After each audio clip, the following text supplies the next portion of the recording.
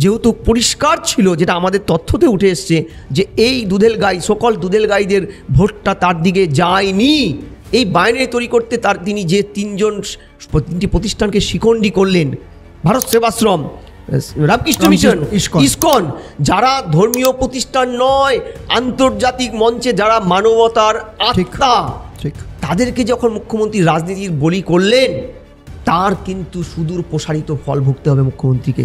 বন্যা খরা হলে রাজ্যের মন্ত্রী নেতারা ত্রিপল চুরি করতে পারে, তার এলাকায় তাকে ত্রিপল না দিয়ে চুরি করতে পারে। রামকৃষ্ণ মিশন, ভারত সেবাশ্রম সেটা করে না। সেখানে হিন্দু মুসলমান তারা দেখে না। ধর্মের ভিত্তিতে, জাতির ভিত্তিতে ভোট এই বাংলায় হতো না। একদম গ্রাসরুট থেকে উঠে এসছেন, বিভিন্ন সংঘর্ষের মধ্যে দিয়ে, সংগ্রামের মধ্যে দিয়ে, অনেক কিছুর মধ্যে দিয়ে উঠেছেন। তিনি যখন কোনো কথা বলছেন স্টেজ থেকে, আপনার কি মনে হয় না তার পেছনে কোথাও না কোথাও কোনো না কোনো একটা ইকুয়েশন কাজ করে? ওনাকে মাঝে মধ্যে ওনার দলের মুখপাত্ররা বলে মুখ ফসকে বেরিয়ে, কারোর কাছে কোনো কথা মুখ ফসকে বেরোতে পারে না। রেজিগনেশন দেওয়ার পর জাস্টিস গাঙ্গুলির কাছ থেকে বলতে শুনেছি। আপনার কি মনে হয় না উনিও সঙ্গদোষে পড়ে গেলেন রাজনীতির? আমি আপনাকে বলছি, সব কিছু তো আমরা চ্যানেলে বলতে পারি না। বিজেপি যেটা অ্যাজুম করছে 400 পার হবে, আপনার এত বছরের এক্সপিরিয়েন্স কি বলছে?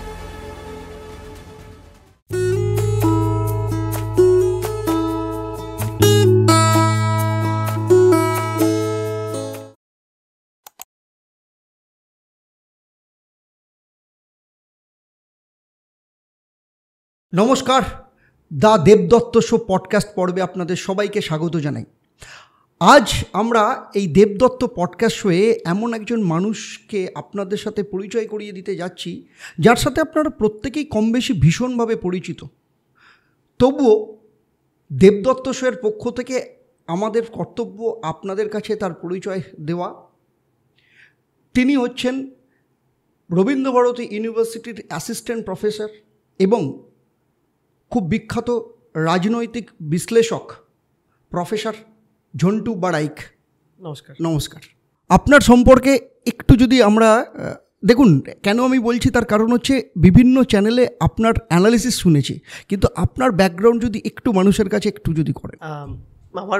আমি বেসিক্যালি উত্তরবঙ্গের ছেলে। উত্তরবঙ্গে এখন আলিপুরদুয়ার জেলা, তখন ছিল জলপাইগুড়ি জেলা, একদম প্রত্যন্ত, হয়তো ভারতবর্ষের সবচেয়ে প্রত্যন্ত এলাকা আদমা, জয়ন্তী বক্সার, সেখান থেকে উঠে আসা। বাবা চা বাগানের শ্রমিক ছিলেন।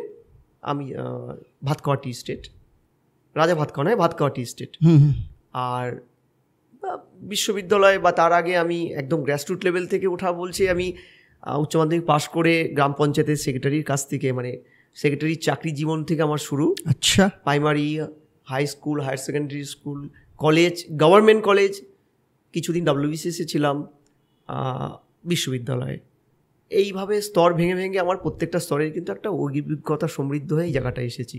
জার্নালিজম, মাস কম করা, বেসিক্যালি আমি বিজ্ঞানের ছাত্র, কেমিস্ট্রি আমার সাবজেক্ট, কিন্তু journalism, mass comm, MA in education, এগুলো কিন্তু পরবর্তীকালে আমি চাকরি করতে করতেই আমার পাশ করা। ফলে এই বিশ্লেষণের জায়গাটা কিন্তু আমার কাছে খুব স্বচ্ছতার সাথে দেখার একটা অভিজ্ঞতা হয়েছে, কারণ আমি প্রায় 8 বছর ফ্রিল্যান্স।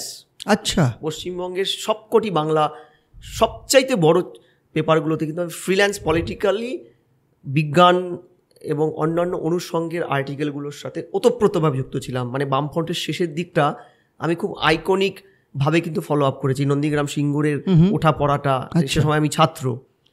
ফলে এই জায়গাগুলোর দৃষ্টিকোণ থেকে কিন্তু একটা অভিজ্ঞতা, এবং আমি বিশ্বাস করি এই অভিজ্ঞতাটা আজকের যে লাস্ট 13 বছরের যে পরিবর্তনের সময়টায় কিন্তু আমার ক্ষেত্রে আপনাদের সামনে বিশ্লেষণ করে তুলে ধরার কিন্তু একটা সুবর্ণ সুযোগ আমাকে দিয়েছে। এবং আমি চেষ্টা করি আপ্রাণ, দেখুন প্রচুর স্টাডি করতে হয়। একজন পলিটিক্যাল পার্টির রিপ্রেজেন্টেটিভকে যেভাবে 4-6 মারতে আপনারা দেখেন তার দলের হয়ে, সেই কাজটা কিন্তু আমাদের করার জায়গা নেই। ঠিক, আমাকে ব্যালেন্স করতে হয়, আমাকে ব্যালেন্সটা করতে হয় সততার সাথে। হ্যাঁ, এবং এই সততার সাথে ব্যালেন্স করতে গিয়ে কিন্তু আমাকে রাতের পর রাত পড়তে হয়, আবার ছাত্র পড়াতে হয়। একটা বড় ধরনের কাজ বিশ্ববিদ্যালয় অধ্যাপকদের কিন্তু করতে হয়। এটা হাই স্কুল বা কলেজ প্রফেসরদের জায়গা নয়, এটা একটা দুরূহ জায়গা যেখানে গবেষণার সাথে যুক্ত থাকতে হয়, আমাদের সমাজ গবেষণার সাথে। ফলে তারপরে আমি চেষ্টা করি যতটা নিরপেক্ষভাবে সঠিক তথ্যটা আপনাদের কাছে তুলে ধরতে, বিভিন্ন দল মত নির্বিশেষে। ফলে যদি কোনো রকম ত্রুটি হয়ে থাকে অনিচ্ছাকৃত ধরে নেবেন এবং মার্জনা করবেন। দেখুন, আপনাকে প্রথমেই আমার একটা প্রশ্ন করতে করছে আর কি। ফার্স্টে যে প্রশ্নটা আমার করতে ইচ্ছে করছে, কারণ আপনি বিভিন্ন আপনার এক্সপিরিয়েন্স থেকে প্রচুর নির্বাচন সমস্ত কিছু দেখেছেন আপনার কর্মজীবনের বিভিন্ন ক্ষেত্র থেকে। ইনফ্যাক্ট আপনি যেখান থেকে উঠে এসছেন, মানে আমারও কর্মসূত্রে বিভিন্ন কারণে আলিপুর দুয়ারের সাথে আমার একটা ভালো মানে যোগাযোগ একটা সময় ভীষণভাবে ছিল। মানে একটা সময় আপনি আরও বলতে পারবেন, তারা না অনেকে নিজেদের ভাবতো তারা হয়তো ভুটানের সাথে যুক্ত। আচ্ছা, আমি অনেককে শুনেছি, মানে সেই জায়গাটাই আর কি। সেখান থেকে উঠে আসে আপনার প্রচুর কিছু দেখেছেন, রাজনীতি দেখেছেন, প্রচুর নির্বাচন দেখেছেন, অ্যানালিসিস করেছেন। এইবারের নির্বাচন ৫ম দফার ভোট হয়ে গেছে। এই বছরের নির্বাচনকে আপনি আলাদা করে কিছু কি দেখছেন বা কিভাবে ব্যাখ্যা করবেন আপনি এই বছরের নির্বাচন? আমি প্রথমেই বলি, দেখুন, হয়তো লাস্ট 2 দশকে আমার খুব প্রত্যক্ষভাবে 2 দশকের রাজনীতিটার মানে ভোট নির্বাচনটাকে আমার দেখার সুযোগ হয়েছে, এবং শেষে 1 দশকে তো ক্রিটিক্যাল অ্যানালাইসিসের জায়গার থেকে আমরা দেখেছি হয়তো সবচাইতে কম সংঘর্ষের প্রথম 5 দফাটা বোধহয় এটাই। আমি কেন আপনাকে বলছি, দেখুন, এটা তো অস্বীকারের জায়গা নেই যে ভারতবর্ষের নির্বাচনে আমরা এই বছরই প্রথম ভারতবর্ষের সবচাইতে বেশি কেন্দ্রীয় বাহিনী দিয়ে ভোট কিন্তু পশ্চিমবঙ্গে হচ্ছে, মাত্র 42টা সিটে। উল্টো পাশে আপনি দেখুন তামিলনাড়ু মাত্র 39টা সিট, পশ্চিমবঙ্গের থেকে মাত্র 3টে কম। তারা 1 দফায় ভোট করেছে। আপনি মিডিয়া জগতে আছেন, আপনি কি কোথাও শুনেছেন ওখানে একটা আঁচড় কেউ কাউকে দিয়েছে? না। অর্থাৎ যে বাংলা সংস্কৃতির মক্কা বলা হয়, যে বাংলা নবজাগরণ তৈরি করেছে, যে বাংলা মধ্য এশিয়ার দক্ষিণ পূর্ব এশিয়ায় প্রথম যারা মেডিকেল কলেজ স্থাপন করেছে, যাদের প্রথম মেট্রো রেল তৈরির একটা রেকর্ড আছে, যে বাঙালিকে বলা হয় যে তারা নোবেল পেয়েছে, দক্ষিণ পূর্ব এশিয়ার প্রথম সাহিত্যের নোবেল তাদের সম্প্রদায় থেকে উঠে এসেছে। তারা যখন মারামারি হানাহানি করে, যখন বিভিন্ন রাজ্যে, আমি মাঝে মধ্যে দিল্লিতে বিভিন্ন সেমিনারে যাই, বিশ্ববিদ্যালয়ের বিভিন্ন একাডেমিক সেমিনারে, বিভিন্ন সেখানকার লোকজনকে, ইভেন ট্যাক্সিওয়ালাকে পর্যন্ত আমাদেরকে কাউন্টার দিতে হয় যে বাঙ্গাল में तो इतना मारपीट क्यों होता है सर, হ্যাঁ বিহার ঠিক हो गया। মানে আমার প্রশ্নটা হচ্ছে, ভাবুন পৃথিবীর সবচেয়ে উপদ্রুত এলাকার মধ্যে পড়ে, মানে ইউনেস্কোর হিসাবে বা আন্তর্জাতিক যে সংস্থাগুলোর হিসাবে কাশ্মীর, সেখানে আপনি 600 কোম্পানি ভোট দিয়ে আপনি নিঃশব্দে ভোটটা করে নিলেন। আপনি শোনেননি কোথাও একটা চকলেট বোমা ফুটেছে। আপনাকে পশ্চিমবঙ্গে আপনাকে 1000 কোম্পানি মানে এক কোম্পানিতে নিয়ার অ্যাবাউট 100 মানে 1 লক্ষ ফোর্স আপনাকে নিতে হচ্ছে মাত্র 42টা সেন্টারের জন্য। তারপরেও ভায়োলেন্স কিন্তু হয়েছে। আপনি খেয়াল করুন, আজকে 5ম দফা ভোট শেষ হওয়ার পরে গতকাল রাতে থেকে এখনও পর্যন্ত এ রাজ্যে সংবিধান বিরোধী যে কাজগুলো হয়েছে, তার মধ্যে একটা হচ্ছে আমাদের রাজ্যের বিরোধী দলনেতা, মানে বিরোধী দলনেতার কিন্তু সংবিধানে একটা আলাদা মর্যাদা থাকে, তিনি ইকুইভ্যালেন্ট টু সিএম। ঠিক, মানে সংবিধান তাকে দিয়েছে, আমি দিইনি, আমরা কেউ দেইনি, সংবিধান তাকে দিয়েছে। তার বাড়িতে without any notice, without any FIR, without any court order, কোর্টের একটা কিন্তু স্টে অর্ডার আছে যে বিরোধী দলনেতার বিরুদ্ধে স্ট্রিক্ট কোনো অ্যাকশন নিতে পারবে না পুলিশ পৌঁছে গেল তার বেডরুম অবধি। আমরা দেখলাম চ্যানেলে, আমরা দেখলাম কোনো একটি দলের ক্যান্ডিডেট, অবশ্যই রাজ্যের বিরোধী কোনো দলের ক্যান্ডিডেট, তার আত্মসহায়কের বাড়িতে গিয়ে পুলিশ ঢুকে পড়লো, অ্যাকশন নিল, সিসি ক্যামেরা ভেঙে দিল, তার ফ্যামিলির মেম্বারদেরকে হেনস্থা করছে এবং তিনি নেই। আমার প্রশ্নটা হচ্ছে, আমরা এত অসহিষ্ণু কেন? বাঙালি তো অসহিষ্ণু জাতি নয়, আমরা পলিটিক্যালি এত অসহিষ্ণু কেন? ভারতবর্ষে সবচাইতে পলিটিক্যাল অসহিষ্ণুতার পরিচয় এই মুহূর্তে বাংলা দেয়। আমাদেরকে অন্য রাজ্যে গিয়ে শুনতে হয় যে বাঙালি যেখানে বিদ্যে বুদ্ধিতে এত এগিয়ে, যে একটা সময় বলাই হতো যে বাঙালি আজকে যেটা ভাবে 2 দিন পরে সেটা ইন্ডিয়া ভাবে, সেখানে কি করে এটা সম্ভব? কি করে এত হানাহানি? আমি আপনাকে একটা ছোট বলি যে আপনি কল্পনা করুন যে এই ধরনের যে ডিস্টারবেন্সগুলো, এই যে আপনি গ্রস যে ভায়োলেশনগুলো হচ্ছে, আপনার prepoll, poll days and after poll, মানে একটা আফটার পোল আমাদের রাজ্যে সুপ্রিম কোর্টকে বলতে হচ্ছে আপনাদের কেন্দ্রীয় বাহিনী 15 দিন রাখতে হবে। এ রাজ্যে আফটার পোল যারা বিরোধী জায়গায় ভোট দিয়েছে বলে শাসক দলের অভিযোগ, সেই অভিযোগের ভিত্তিতে গ্রাম ছাড়া হয়ে পাশের রাজ্যে আশ্রয় নিচ্ছে বছরের পর বছর, মাসের পর মাস। কলকাতার বুকে, রাজধানীর বুকে কুকুরের শিকড় লাগিয়ে বিরোধী দল করে বলে এই অভিযোগে মেরে ফেলা হচ্ছে, মায়ের কোল শূন্য করা হচ্ছে। এই টেলিভিশন 70-এর দশকের নকশাল পিরিয়ড থেকে, মানে 7-এর দশকের নকশাল পিরিয়ড থেকে আজ অবধি স্টিল কার্যকর হয়ে চলেছে। ওয়াই? এটা থামানোর কি কোনো রাস্তা নেই? কেন আমরা এগুলো করছি?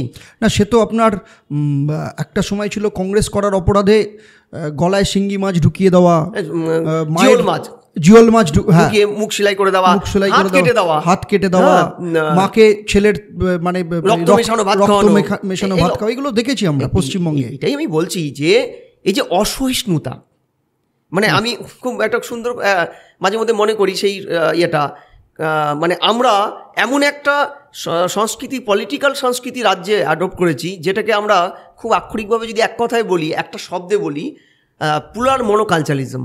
মানে আমরা মুখে বলছি প্লুরাল, আমরা বহুত্ববাদ, কিন্তু আমরা কার্যত মানে একনায়কতন্ত্র, মনোকালচারালিজমটাকে আনছি পলিটিক্সে, যে আমি থাকবো কেউ থাকবে না।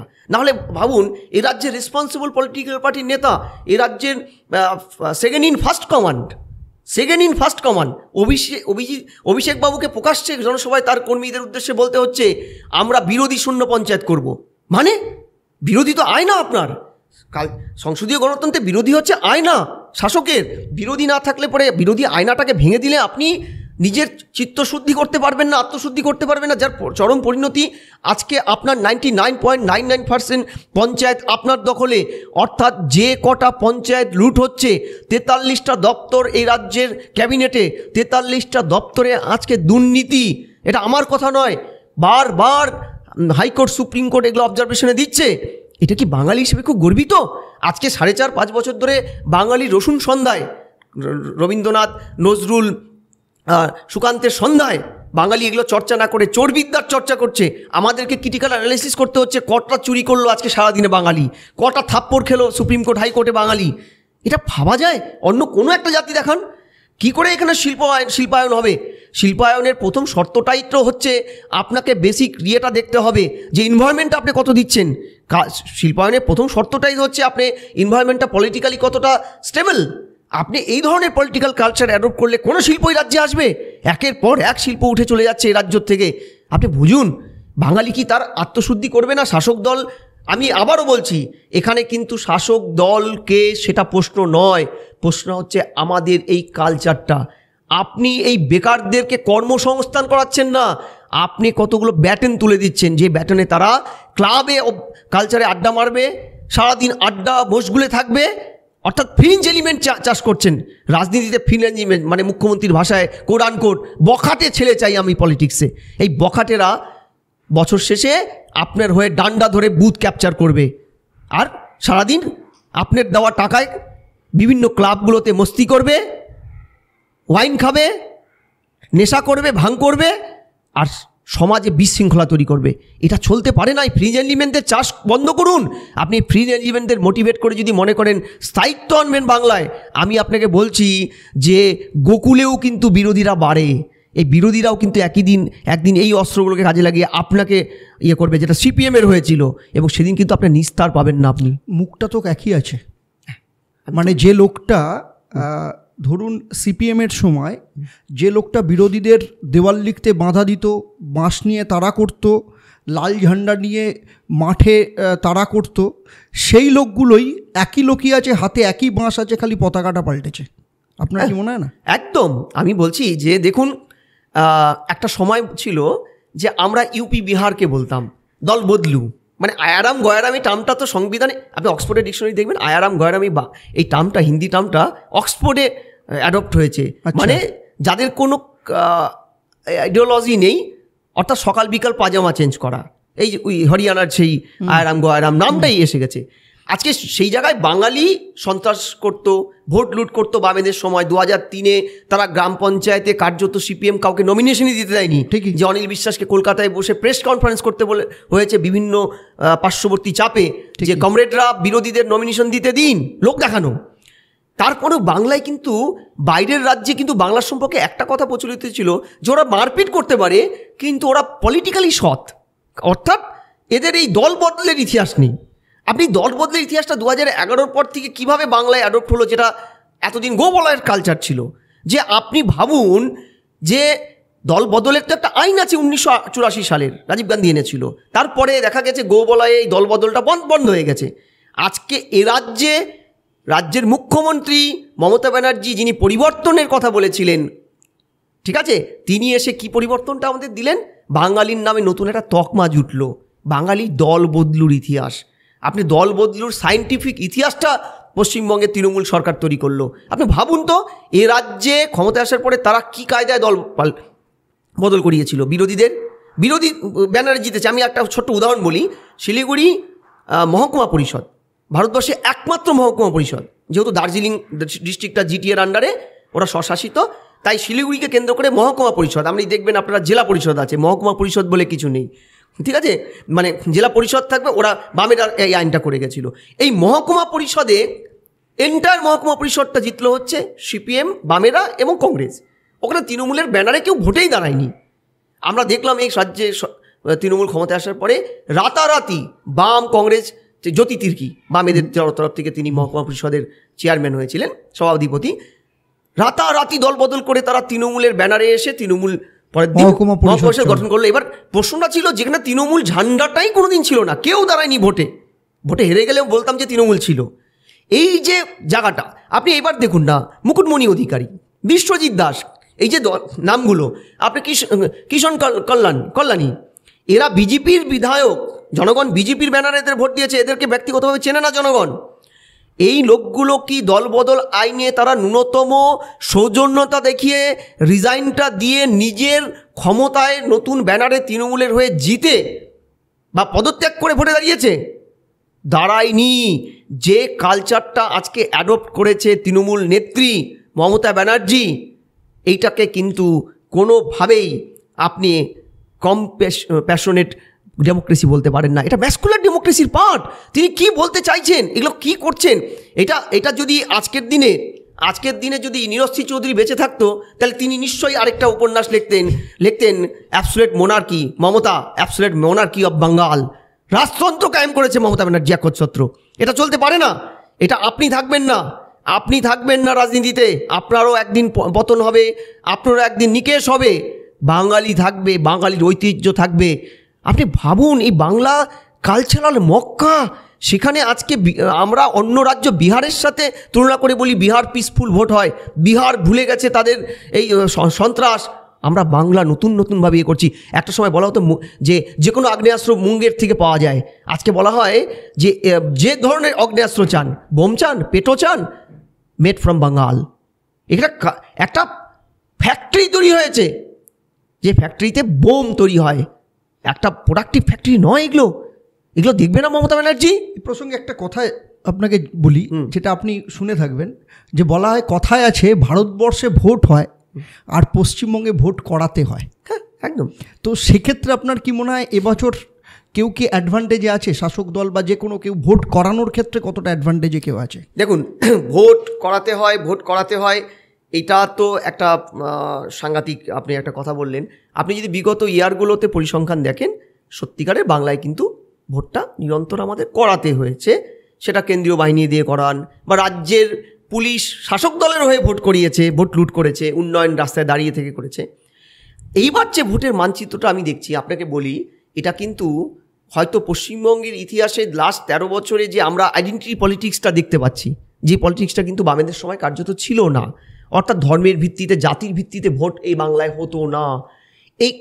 এই যে আইডেন্টিটি পলিটিক্সটা, এটা কিন্তু সরাসরি আজকে অ্যাডপ্ট হয়ে গেছে বাংলায়। আজকে এন্টায়ার ভোটে মারপিট হয়নি ঠিকই, কিন্তু আমরা একটা ভয়ানক দিক দেখলাম।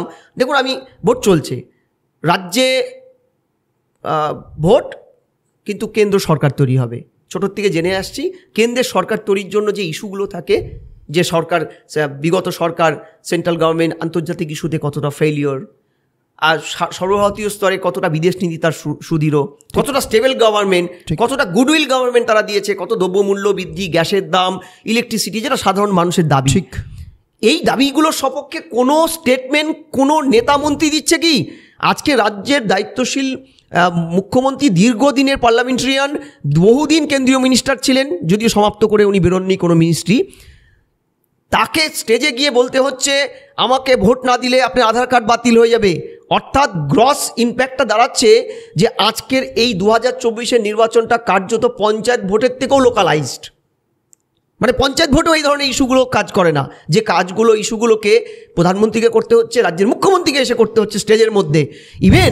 ইভেন লাস্ট 3টে দফা, মানে পঞ্চম দফার আগে যে চিত্রনাট্যটা পশ্চিমবঙ্গে তৈরি হলো, যে আপনাকে কোনো রকম উইদাউট এনি এভিডেন্স কোনো একজন মহারাজ সম্পর্কে আপনাকে বলতে হচ্ছে যে আপনি দাঙ্গা উস্কানি দিয়েছেন, আপনি দাঙ্গা করিয়েছেন, আপনি এজেন্ট বসতে দেননি আমার দলের, উইদাউট এনি এভিডেন্স।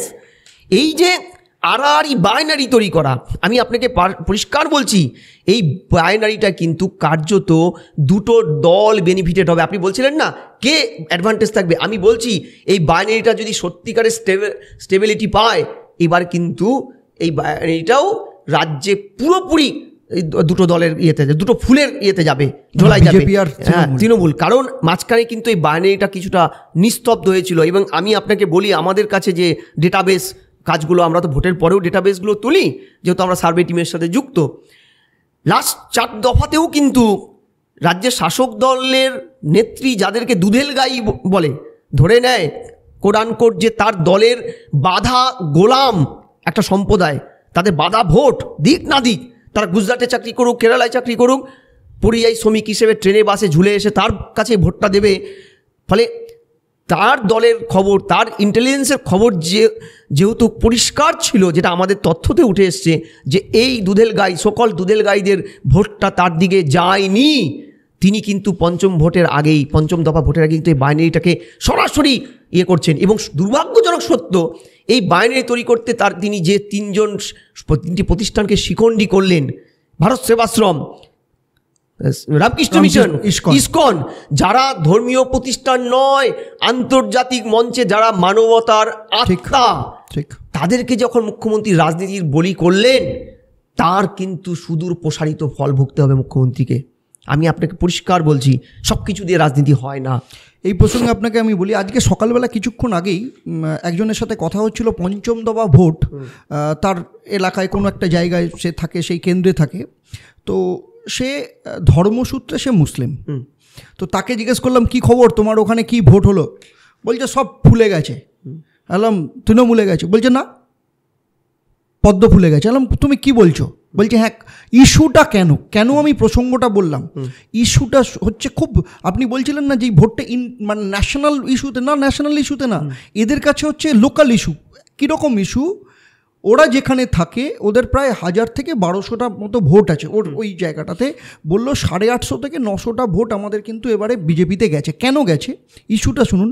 সেটা হচ্ছে ওখানে স্কুল আছে, সেই স্কুলের পাশে ওখানকারই কোনো পঞ্চায়েত প্রধান এবং তার ছেলে মিলে ওখানে 60টার বোর্ড বসায়।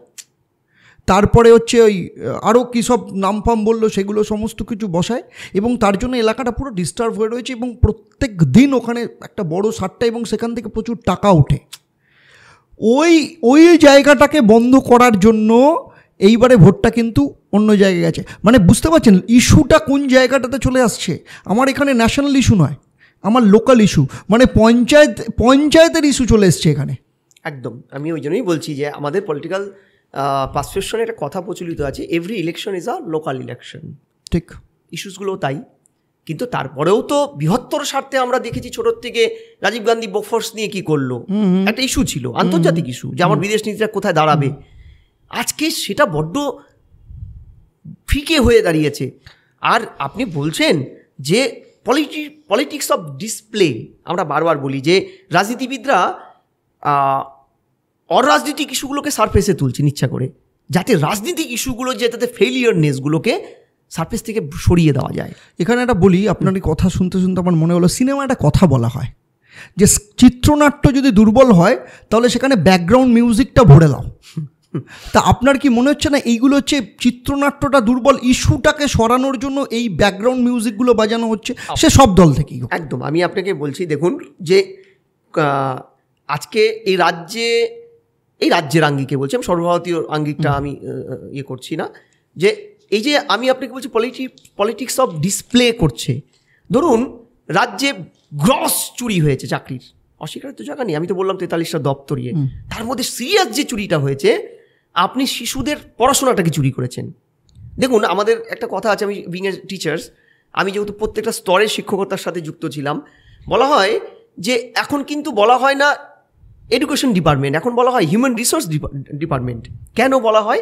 কারণ এখন আপনি নন, আমি নই, আমরা প্রত্যেকে মানুষ নই, হিউম্যান রিসোর্স। অর্থাৎ আমার মধ্যে বিবেকানন্দর ভাষায় অসীম শক্তি লুকিয়ে আছে। এই অসীম শক্তিটাকে বের করবে কে? Good education, good teacher. তার মানে যেই ছেলেটি রেললাইনের ধারে মানুষ হলো, বিদ্যালয়ে যেতে পারেনি আর্থসামাজিক কারণে, সে হয়তো আইনস্টাইন হতে পারত, হয়নি। তার জন্য সোসাইটি, মানব সভ্যতা যে ক্ষতি হলো সেটা কিন্তু আপনি বন্যা, খরা, আগুনে পুড়ে যাওয়ায় যে ক্ষতিটা আমরা মোটামুটি লামস্যাম বের করতে পারি, সেই ক্ষতির মতন বের করা যাবে না। সেই ক্ষতিটা এত ক্ষতি যে ক্ষতিটা কোনোদিন পৃথিবীর কোনো ক্যালকুলেটর মাপতে পারে না। তাহলে এইবার আপনি যখন চাকরিটা বিক্রি করলেন, আপনি একটা টাইপিস্টের চাকরি বিক্রি করেছেন, তাতে কিছু ক্ষতি হয়েছে। আপনি যখন মাস্টারের চাকরিটা বিক্রি করেছেন, সেই অযোগ্য সাদা খাতাধারী শিক্ষকরা তারা যখন স্কুলে পড়াতে এসছে, তার হাত ধরে কত শত প্রজন্ম অযোগ্য বেরোলো, যে অযোগ্য কোমলমতি শিশুরা একটু ভালো শিক্ষকের সংস্পর্শ পেলে হয়তো আইনস্টাইন হতে পারতো, দেশকালের মান সম্মান উজ্জ্বল করতো, তারা পারেনি, হারিয়ে গেছে। এটা কিন্তু আমরা মাপতে পারবো না। অর্থাৎ আপনি এমন একটা জায়গায় হিট করলেন এবং সেটার থেকে নিজের নজর ঘোরানোর জন্য আপনি কি করলেন? 3-4টা জিনিস করলেন। এই ভোটের মরশুমে হঠাৎ করে একটা হাইকোর্টে অ্যাপিল করে হাইকোর্ট থেকে একটা অর্ডার বের করে দিলেন, বামেদের সময় এসএসসির মাধ্যমে যে টিচাররা রিক্রুটমেন্ট পেয়েছে বা এসএসসির আগে, তাদের প্রত্যেকে ডকুমেন্টস জমা দিন। আপনি নজর ঘোরাতে চাইলেন। দ্বিতীয় মানে আপনি 13 বছর পরে মনে পড়লো বামেদের সময় চাকরি চুরি হয়েছিল, এতদিন ঘুমোচ্ছিলেন আপনি। দ্বিতীয় আপনাকে বলছি যে এই যে আজকে 33% আমাদের রাজ্যে 2011 সেন্সাস অনুযায়ী মুসলিম, অর্থাৎ প্রতি 3 জন ভোটার পিছু 1 জন ভোটার সংখ্যালঘু ভাইয়েরা। আপনি তাদেরকে বোঝানোর বার্তা দিলেন যে আপনার চাকরিটা চুরি হয়েছে। তারা যখন আন্দোলনটা করছে, আমার চাকরি কোথায় দিদি, কেন আমার সন্তানটি, একমাত্র সন্তান বা 2টো সন্তান গুজরাটে গিয়ে চাকরি করছে, ঘর বার ছেড়ে দিয়ে, মালদা, মুর্শিদাবাদ, কোচবিহারের এন্টায়ার বেল ফাঁকা। এইটা প্রশ্ন করার আগে আপনি তাকে কি বলাচ্ছেন? তাকে বলাচ্ছেন কি যে না, ধর্ম এবং ভোট ধর্ম এক। আপনি কম্পিটিটিভ কমিউনালিজম তাকে শেখাচ্ছেন, কারণ আপনার ভয় যে যখন ধর্মের আফিংয়ের নেশাটা কেটে যাবে তখন আপনাকে প্রশ্ন করবে আপনি 13 বছরে কী কাজ করেছেন। আমি এই যে প্রশ্নটা, এমন অপরপক্ষে এটাও সত্যি যে সর্বভারতীয় স্তরে আপনি বড় ধরনের ফেলিওরগুলো কেন্দ্রের সরকারের, আপনি সেই ফেলিওরগুলোকে ঢাকা দিতে আপনি কী করছেন? আপনি ম্যাসকুলার ডেমোক্রেসি আনছেন না, অর্থাৎ ফিতে কেটে একটা ফ্যাক্টরি উদ্বোধন করছেন না, আপনাকে রাম মন্দির উদ্বোধন করতে হচ্ছে জনগণের টাকায়। ঠিক আছে? এই যে আপনি আমি কম্প্যাশনেট ডেমোক্রেসির কথা আমি বললাম, যে এই জায়গাটা কিন্তু আপনাকে বুঝতে হবে। এই জায়গাটা কিন্তু বাস্তবে মানুষকে অন্য একটা জায়গায়, অন্য একটা স্তরে অরাজনৈতিক ইস্যুতে ব্যস্ত রাখো। আপনি ভাবুন না যে এই ভোট চলাকালীন আপনার একজন রাজ্যের মাননীয় মুখ্যমন্ত্রী, স্বরাষ্ট্রমন্ত্রী, 13 বছরের স্বরাষ্ট্রমন্ত্রী, তিনি এই 13 বছরের স্বরাষ্ট্রমন্ত্রী, পুলিশমন্ত্রী যে পদটা তিনি কাউকে দেননি, তাকে 72 ঘন্টা পরে বলতে হচ্ছে আমি জানি না। এই মুখ্যমন্ত্রী সেই মুখ্যমন্ত্রী তো যিনি বলতেন, মাঝে মধ্যে প্রকাশ্যে বলেন কোন পুলিশের ভুঁড়ি কত ইঞ্চি বড় হয়েছে, কে চা দিয়ে চিনি খায়, কে চিনি দিয়ে চা খায়, কে কফি খাচ্ছে, আমি সব খবর রাখি কোন পুলিশ কী করেন, আমি গুন্ডা কন্ট্রোল করি, এ রাজ্যের কোনো পাতা নড়লে রাজ্যের মুখ্যমন্ত্রী আমি খবর পাই। তিনি বলছেন 72 ঘন্টা পরে আমি জানি না, আমাকে বলেনি। আপনি যখন এই যে এক ধরনের বাইনারি ইচ্ছা করে তৈরি করছের, এই বাইনারিটা অর্থাৎ রিলিজিয়াস প্র্যাকটিস করছেন, তখন বুঝতে হবে আপনি কিন্তু আমাদের 51A যে উপধারাটা সংবিধানের, যেখানে পরিষ্কার বলা হচ্ছে আপনি সংবিধান আপনাকে বলেছে বিজ্ঞানসম্মত সমাজ ব্যবস্থা গঠন করতে হবে একজন রাষ্ট্রপ্রধানকে, আপনি তার থেকে দূরে সরে গিয়ে ধর্মভিত্তিক সমাজ ব্যবস্থাকে ইন্সপায়ার করছেন, যাতে মানুষ ধর্মের নেশায় আবদ্ধ থাকে, আর আপনার কুকীর্তিগুলো, আপনার গ্রেট ফেলিওরগুলো থেকে মানুষ সরে যায়, মানুষের নজর ঘুরে থাকে। তাই তো করছে। আজকে যেই প্রশ্নটা আপনি বললেন, আমি থ্যাংক ইউ। দেখুন, রামকৃষ্ণ মিশন, ইসকন, ভারত সেবা সংঘ, এরা কোনো হিন্দু মুসলমান নয়। আমি মনে করি এ রাজ্যের রামকৃষ্ণ মিশন, বেলুর মঠ, ইসকন, ভারত সেবার সময় যদি পুলিশ রেড করে, তাদের জমি দখল হয়, তৃণমূলের লুম্ফেন বাহিনী যদি সেখানে কোনো রকম অস্তিত্ব তৈরি করে, সবার আগে একজন হিন্দুর চাইতে একজন মুসলমানের প্রাণ কাঁদবে। কারণ তিনি জানেন বন্যা খরা হলে রাজ্যের মন্ত্রী নেতারা ত্রিপল চুরি করতে পারে তার এলাকায়, তাকে ত্রিপল না দিয়ে চুরি করতে পারে। রামকৃষ্ণ মিশন, ভারত সেবাশ্রম সেটা করে না, সেখানে হিন্দু মুসলমান তারা দেখে না। ফলে থ্যাংক ইউ যিনি আপনাকে বলেছেন সংখ্যালঘু ভাইটি, তিনি অন্তত এইটুকু বুঝেছেন যে আজকে দুই ফুলের যে এই কম্পিটিটিভ কমিউনালিজমের চর্চাটা সেটা ঠিক নয়। আসল কাজটাই হচ্ছে রুটি কাপড়া মাকানের দাবি। এটাই মানুষের প্রথম ধর্ম এবং প্রধান ধর্মও বটে। দেখুন, যখনই কোনো রাজনৈতিক নেতা কোথাও থেকে কথা বলছেন, হঠাৎ করে বেরিয়ে যায় কি? আর বিশেষ করে যেখানে আজকে ধরুন সারা ভারতবর্ষের মধ্যে যে কজন এক্সপিরিয়েন্সড রাজনীতিবিদ রয়েছেন, যারা বিশেষ করে নির্বাচনী রাজনীতিটা করেছেন প্রথম থেকে, তার মধ্যে অবশ্যই আমাদের মাননীয় মুখ্যমন্ত্রী অন্যতম। মানে একদম গ্রাসরুট থেকে উঠে এসছেন, বিভিন্ন সংঘর্ষের মধ্যে দিয়ে, সংগ্রামের মধ্যে দিয়ে, অনেক কিছুর মধ্যে দিয়ে উঠেছেন। তিনি যখন কোনো কথা বলছেন স্টেজ থেকে, আপনার কি মনে হয় না তার পেছনে কোথাও না কোথাও কোনো না কোনো একটা ইকুয়েশন কাজ করে? দেখুন, ফ্র্যাঙ্কলিন ডি রুজভেল্ট একটা কথা বলতেন, রাজনীতিতে দুর্ভাগ্যজনকভাবে কিছু হয় না, সবটাই হয় ওয়েল প্ল্যান্ড। তার রাজ্যের মুখ্যমন্ত্রী প্রাজ্ঞ পলিটিশিয়ান। এই যে ওনাকে মাঝে মধ্যে ওনার দলের মুখপাত্ররা বলে মুখ ফসকে বেরিয়ে গেছে, তিনি আজ অবধি কোনো কথাতে তিনি কিন্তু কোনো রাজনীতি চাইনি, কারোর কাছে কোনো কথা মুখ ফসকে বেরোতে পারে না। না বেরোলেও আমি ধরুন আমি এই কথা বলছি, আমি যদি বুঝতে পারি, আমার যদি ওয়েল অ্যাকনলেজ থাকে, বিং মানে ওয়েল এডুকেটেড পিপল, আমি গণতন্ত্র বিশ্বাস করি, আমি নেতা হই যাই হই না কেন, আমার মুখ ফসকে যদি কোনো কারণে একটা কিছু বেরিয়ে যায়, আমি তৎক্ষণাৎ ক্ষমা চেয়ে নেবো, আমার কথা উইথড্র করবো। এটা নিয়ম। সম্বিত পাত্রের ক্ষেত্রে হলো। হ্যাঁ, একদম। এবার আমি প্রশ্ন করছি যে এই রাজ্যের মুখ্যমন্ত্রী যখন বিরোধী দল নেতা, আপনার বোধহয় খেয়াল আছে, তখন তিনি রেলমন্ত্রী, রিরেল হয়ে গেছিল একবার রেল ট্র্যাক থেকে। তাকে সাংবাদিকরা প্রশ্ন করেছিল, দিদিভাই রেল রিরেল হয়েছে, আপনি যখন বিরোধী নেত্রী ছিলেন তখন আপনি রেল দুর্ঘটনা হলে বারবার প্রশ্ন করতেন, রেলমন্ত্রী পদত্যাগ দাবি করতেন, তা আপনি কি বলবেন? তিনি বলেছিল সিপিএম এর নেতারা, তখন সিপিএম এর রাজ্যে ক্ষমতায়, সিপিএম এর নেতারা কলা খেয়ে তার চোখলাটা রেল লাইনের ট্র্যাকের মধ্যে রেখে দিয়েছে এবং ওই চোখলায় রেল নাকি স্লিপ কেটে পড়ে গেছে। মানে হাউ ফুলিশ! আমরা আপাতত অনেকে হাততালি দিলাম, হাসলাম, কি পাগলি রে। আসলে এটার পিছনে কিন্তু একটা লজিক কাজ করে, সেটা হচ্ছে তার দলের একটা শ্রেণীর মানুষকে এই মিথ্যে কথাটাও মুখ্যমন্ত্রীর কথায় মুখ দিয়ে বেরোলে পরে সত্যিভাবে তার দলের সর্বস্তরের নেতারা প্রচার করবে। এই যে আমি আপনাকে বলছি যে তিনি এই নির্বাচন চলাকালীন প্রথম দিন থেকে মুখ্যমন্ত্রীকে অশ্লীল ভাষায় হাত তুলে স্টেজের মধ্যে বিরোধীদের উদ্দেশ্যে গালাগালি, দিয়ে সমস্ত গালাগালি উনি করলেন। নির্বাচনীয় গণতন্ত্রে তো ভাষা স্বাধীনতা আছে, ছেড়ে দিন। এ রাজ্যেই আজ থেকে 150 বছর আগে এই বাংলার এই কলকাতায় বুকে রবীন্দ্রনাথ ঠাকুর ঘরে বাইরে অসন্তোষের কারণ শিক্ষার মিলন নামক উপন্যাস প্রবন্ধ লিখে গেছেন এবং বারবার লিখে গেছেন রাজনীতির নেতাদের বাক সচেতন হতে হবে, মৃদু হতে হবে, শান্ত হতে হবে। কবিগুরু বলেছেন, আমি কবিগুরুর উত্তরস্বরী, আপনি উত্তরস্বরী, আপনি কবিগুরুর গান পথে ঘাটে বাজান। আপনি ক্ষমতায় আসার পরে অর্ডার ইস্যু করেছেন রাস্তাঘাটে চৌঘাটে যেখানে খুশি রবীন্দ্রনাথ ঠাকুরের গান শুনতে হবে সরকারি পয়সায়।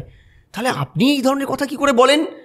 আপনি ভাবুন যে আজকে একজন বিচারপতি, বিরোধী দলের প্রার্থী, কিছুদিন আগে তিনি বিচারপতি ছিলেন, তিনি একটা বিতর্কিত কথা বলেছেন, ইসি তাকে সেন্সার করেছে 24 ঘন্টার জন্য।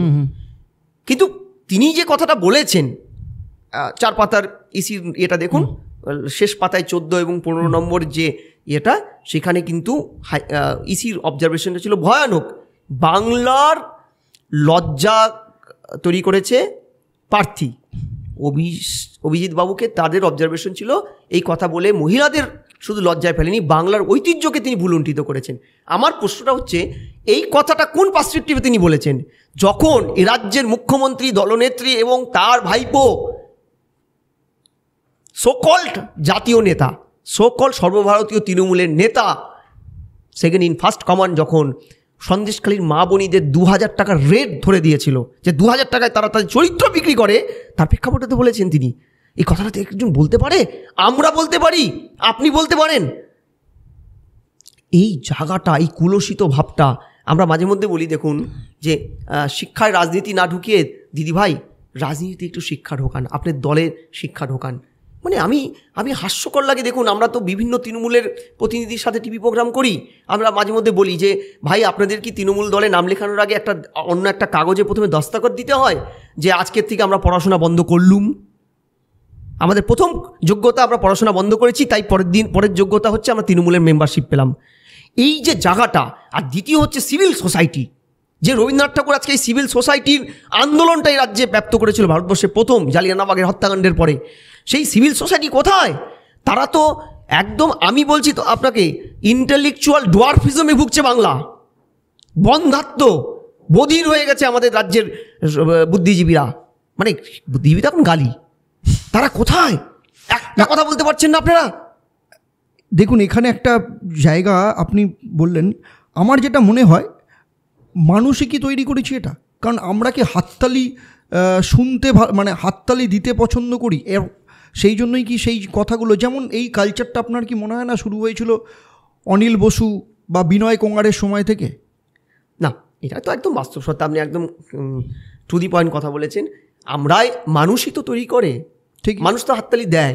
মানুষ বা একটা সাইকোলজির কথাই বলে, যখন কোনো আপনার সামনের থাকা কোনো একজন আইডিয়াল পার্সন, মানে আপনার সেক্ষেত্রে নেতা হতে পারে, অভিনেতা হতে পারে, কোনো ধর্মগুরু হতে পারে, যেই হোক আপনার আইডিয়াল পার্সন, তারা যখন মাসে অ্যাড্রেস করতে গিয়ে এই ধরনের কথা বলে, এবং যখন দেখেন মঞ্চে হাততালির ফোঁড়া উঠছে, হাততালির ফোঁড়া, অর্থাৎ আমাদের যে সাময়িকভাবে আমাদের যে হরমোনাল ইয়েটা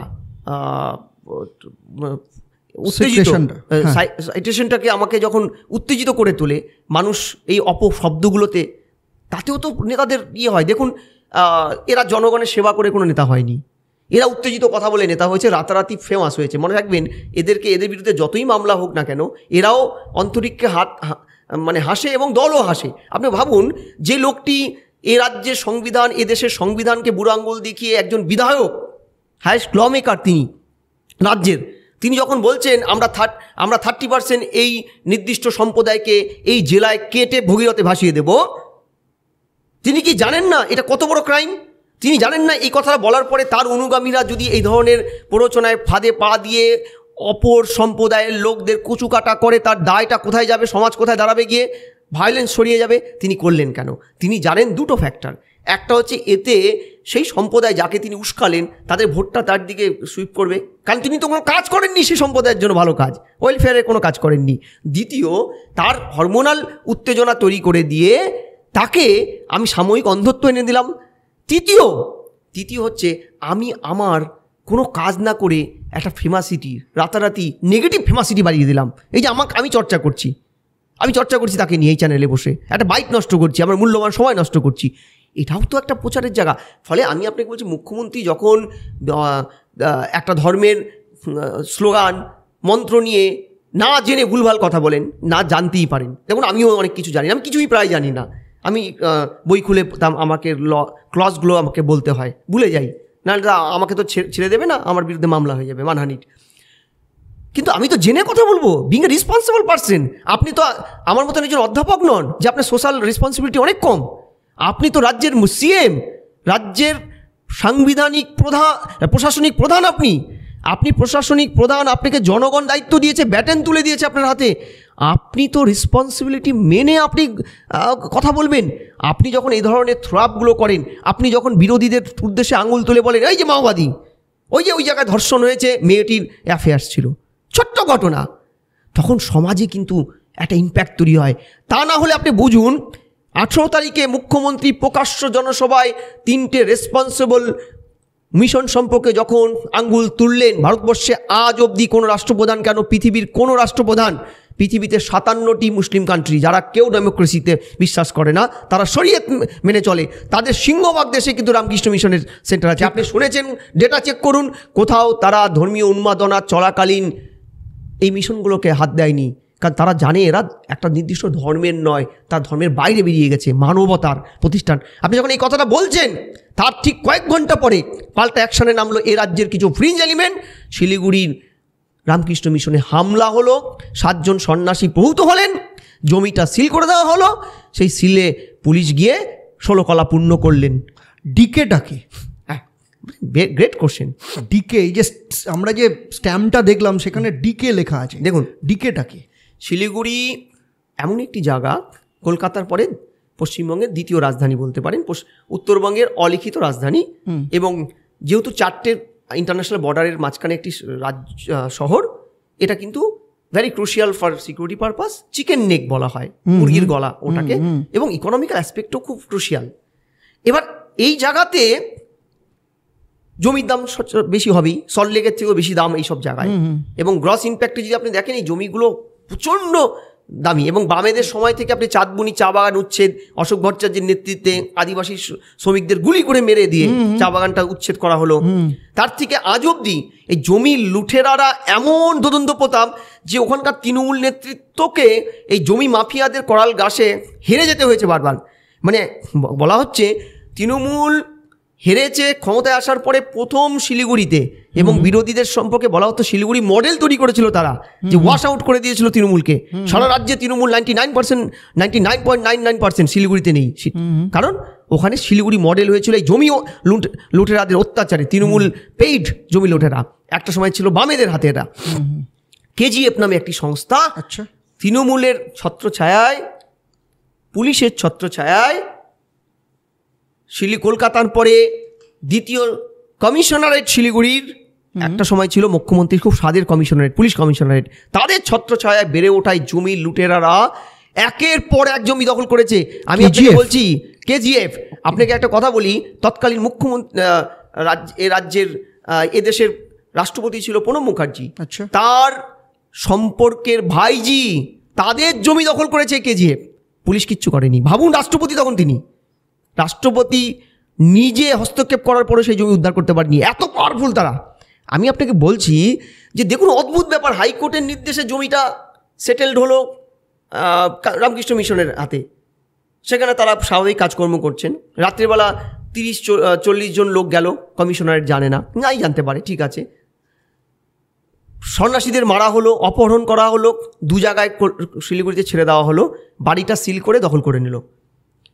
পরের দিন কেস ফাইল হলো, একদম বেলুর মঠের, আমি আপনাকে বলছি রামকৃষ্ণ মিশনের প্যারে স্বামী শিবপ্রেমানন্দ, আমি তাকে ব্যক্তিগতভাবে খুব ভালোভাবে চিনি, ভক্তিনগর থানায় এফআইআরটা হলেন আমার 5:25 মিনিট। হ্যাঁ, এবং তারপরে কি হলো আমরা জানি, গ্রস হচ্ছে রেজাল্ট হচ্ছে, আপনি যখন প্রাইমা ফেসি স্ট্যাবলিশড হয়ে যায়, পুলিশ প্রথমে অভিযোগ নেয়, তারপরে এফআইআর করে, তেমন কেস স্টার্ট হয়।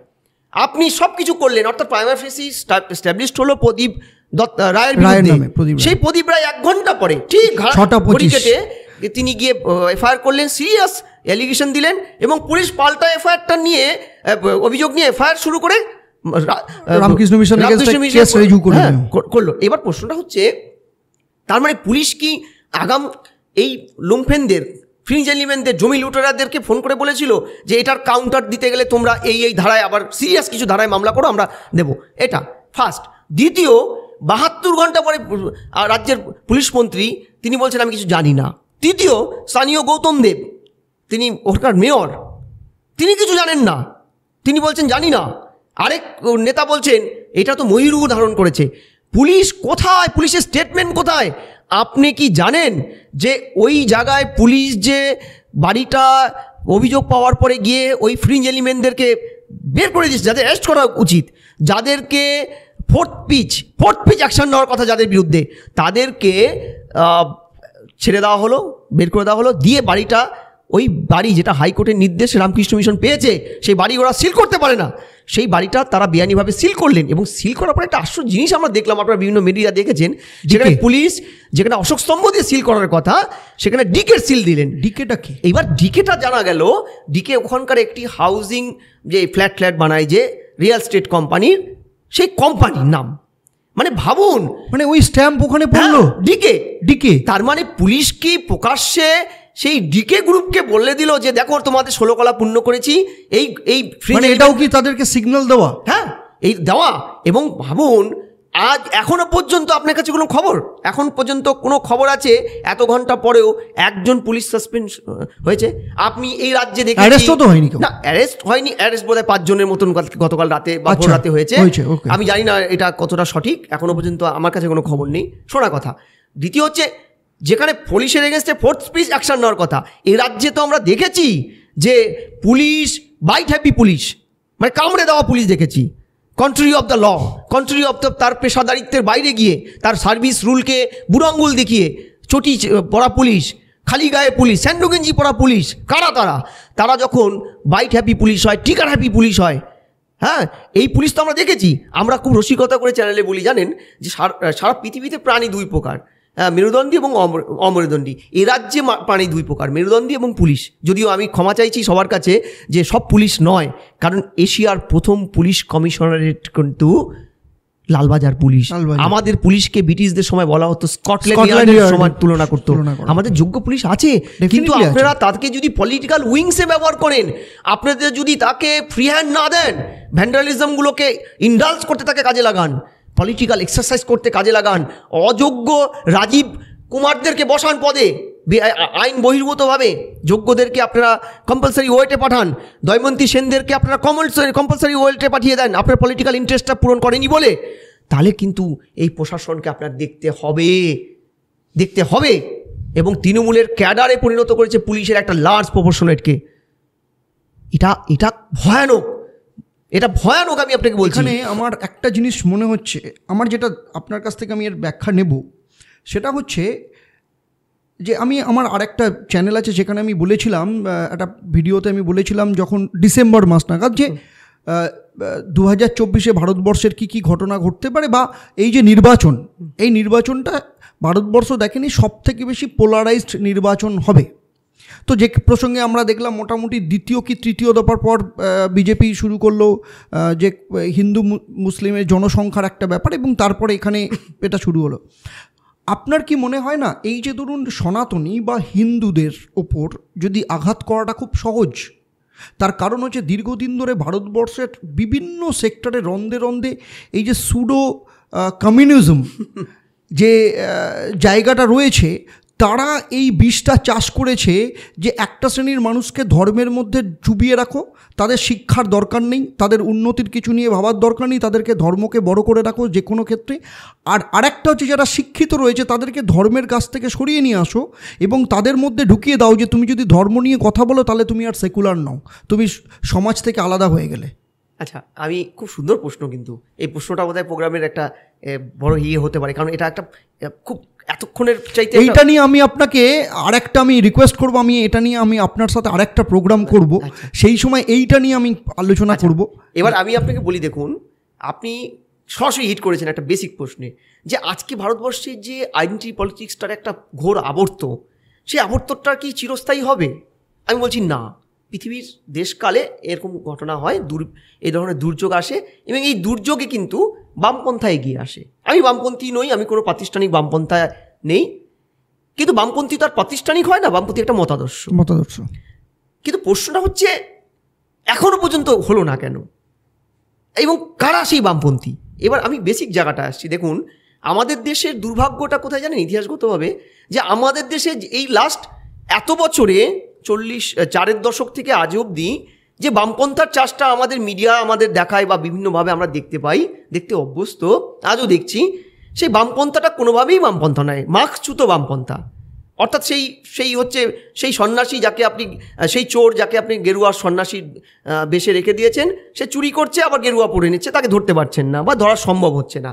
আর বিভিন্ন ধরনের পুঁজিবাদী ব্যবস্থাগুলো তাদেরকেই কমিউনিস্ট, মার্ক্স এভাবে তুলছে। ফলে তত্ত্বগতভাবে আমরা যেটা পাচ্ছি, নাহলে ভাবুন আজকে 4 দশক থেকে যে বামপন্থা আমাদের রাজ্যে আছে, অবিভক্ত কমিউনিস্ট, পরে চায়নার প্রশ্নে, যুদ্ধের প্রশ্নে কমিউনিজম ভেঙে গেল, জ্যোতিবাবু 34টা বছর 3.5 দশক এ রাজ্যে রইলেন। সেই মার্ক্সবাদী কি মার্ক্সবাদ বলে কিছু ছিল? তা না হলে আমি ওইসব ছেড়ে দিলাম। আজকে এই দুর্দিনে বাংলায় আপনি 34টা বছরে বাংলার মানুষকে কোন মার্ক্সবাদ শিখিয়েছেন যে সেই মার্ক্সবাদে আজকে হুড় করে বিজেপি সাম্প্রদায়িক জল ঢুকাচ্ছে? মমতা ব্যানার্জি সেই সাম্প্রদায়িক জলটাকে একদম উর্বর ক্ষেত্রে দিয়ে চারা বপন করছেন। আপনি কি করলেন? আপনাকে এই কম্পিটিটিভ কমিউনালিজমের এগেনস্টে সেলিম সাহেবকে, বিকাশবাবুকে, কমরেড বিকাশ রঞ্জন ভট্টাচার্য, কমরেড সেলিম সাহেব, মোহাম্মদ সেলিমকে কলকাতার রাজপথে এই কম্পিটিটিভ কমিউনালিজমকে আটকানোর জন্য মাংসের থালা নিয়ে, গোমাংসের থালা নিয়ে দেখাতে হচ্ছে গোমাংস খেয়ে সাম্প্রদায়িক সম্প্রীতি রক্ষা করা যায়। আমার প্রশ্ন হচ্ছে, যার জন্য শ্রেণী সংগ্রাম গড়ে তোলা উচিত ছিল, যার জন্য মানুষের মধ্যে বামপন্থীদের মতাদর্শ দিয়ে একটা জনজাগরণ আনা উচিত ছিল, সেটা না করে আপনি শর্টকাটে শর্টকাটে, যেটা আপনারা জন্মের লগ্ন থেকে করে এসেছেন, শর্টকাটে ক্ষমতা দখল, যার জন্য আপনি কমরেড সুভাষচন্দ্র বসুকেও তেজর কুকুর বলতে আপনারা ইয়ে করেছিলেন, দ্বিধাগ্রস্ত হননি, ঐতিহাসিক ভুল এখন বলেন। তাহলে আমার প্রশ্ন হচ্ছে, যদি আপনাদের এখন নব্য মার্ক্সবাদে আপনাদের মনেই হয়ে থাকে গোমাংস খেয়ে মানুষের মধ্যে ধর্মের এই গোড়ামি, এই সেকুলারিজমকে, হ্যাঁ, আপনার সেকুলারিজমকে তৈরি করতে হবে, কংগ্রেস দুই ফুলের যে কম্পিটিটিভ কমিউনালিজম তার বিরুদ্ধে আপনাকে প্রতিহত করে মানুষকে জাগরণ আনতে হবে, তাহলে ভাই আমার কাছে একটা প্রশ্ন, ওয়াই অনলি কাউ বিফ, ওটার মধ্যে আপনি কেন একটা পর্ক রাখলেন না? ঠিক রাখলেন তো, তাহলে তো উভয় সম্প্রদায়ের মধ্যে একটা বোঝাপড়া আসতো। দেখো, ওটা প্রশ্ন নয়, খাওয়াটা প্রশ্ন নয়, প্রশ্নটা হচ্ছে জীবন জীবিকা। ঠিক, এটা সেকেন্ড। আপনাকে কেন বলুন তো কমিউনিস্ট মতাদর্শের বাইরে গিয়ে রাজ্য সম্পাদককে গিয়ে তিনি তার নামের সাথে যেহেতু একটা মুসলিম নাম যুক্ত আছে, তিনি ধর্ম মানুন না মানুন, মুর্শিদাবাদ সংখ্যালঘু বেল্ট মুর্শিদাবাদে দাঁড় করাতে হলো। এখানে আমি আপনাকে বলি, আপনার অবশ্যই অভিজ্ঞতা থাকবে, বহু বছর আগে এই মোহাম্মদ সেলিম যখন এগেনস্টে দাঁড়িয়েছিলেন, অজিত পাজার এগেনস্টে যখন দাঁড়াতেন উত্তর কলকাতা, তখন উত্তর কলকাতার লোকসভা কেন্দ্র ছিল না, আমার নামটা এই মুহূর্তে মনে পড়ছে না, তখন কলকাতার যে এটা ছিল, সেখানে অদ্ভুত ওনার ছিল, দেওয়াল লেখনটা অদ্ভুত শৈল্পিক ছিল। যত সংখ্যালঘু অঞ্চলে কমরেডটা ছোট, এটা কিন্তু মোহাম্মদ সেলিম সম্পর্কে বলা হয়, এটা কিন্তু একদম প্রথিত কথা, যারা রাজনীতিতে রয়েছেন দীর্ঘদিন। মোহাম্মদটা ছোট, কমরেডটা ছোট, মোহাম্মদটা বড়। আবার যেখানে ধরুন সংখ্যাগুরু বা হিন্দু বা মিক্স কালচার যেখানে আছে, সেখানে মোহাম্মদটা ছোট, কমরেডটা বড়। এইটা কিন্তু মোহাম্মদ সেলিম কিন্তু প্রথম থেকে এটা করে এসছেন। উনি যতই আজকে নিজেকে সেকুলার বলার চেষ্টা করুন, হি ইজ নট সেকুলার। আমি আপনাকে বলি যে দেখুন, বামফ্রন্টের শেষের দিকটায় জাস্টিস সাচার কমিটি রিপোর্টটা বেরোলো, ঠিক, এবং ভয়ানক চিত্র উঠে আসলো, যে রাজ্য দাঙ্গা হয় না, যে রাজ্যে সরকার বলে আমরা মুসলিম দরদি সরকার, সে রাজ্যে মুসলিমদের কর্মজীবিকায় ভয়ানক অবস্থা। ঠিক, বামফ্রন্ট ব্যাকফুটে, এবং এই ব্যাকফুটে বামফ্রন্টের এই ব্যাকফুটটাকে আরো বাড়িয়ে তুললো রিজানুর কাণ্ড। বামফ্রন্টের থেকে মুসলিম ভোট সরে যাচ্ছে, বামফ্রন্টের খবর, সেই কারণে বামফ্রন্টের ভোটটাকে, মুসলিম ভোটটাকে বামফ্রন্ট মুখ করতে গিয়ে রাস্তায় নামতে হলো কাকে? বুদ্ধদেব বাবুকে পার্টি নামালেন।